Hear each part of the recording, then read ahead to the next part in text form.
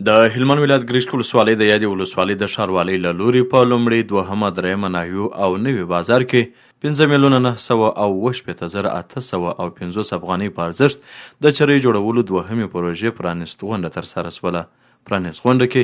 ګرشک ښاروال مفتي قدرت الله وصال صاحب، د امنیه قومندانۍ مرستیال حاجي ننګیالي صاحب، د اطلاعات او کلتور مدیر حافظ مظلوم صاحب، د اړوند ادارو مسؤلینو، علما کرامو، قومي مشرانو او ځوانانو ګډون کړی و.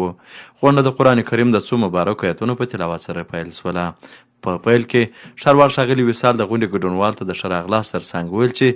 یاده پروژه د 5,998,850 افغانۍ په ارزښت پلي کېږي چې چارې یو خصوصي ساختماني شرکت ته په قرارداد ورکول شوي دي چې په لنډه موده کې به چارې په شفافه توګه بشپړې شي. نوموړي زیاته کړه چې زموږ موخه د ګرشک ښاریانو ته خدمت او د ښار بیا رغونه ده چې د ولس له پراخ ملاتړ څخه برخمن یو او دا زموږ لپاره د خوښۍ ځای دی.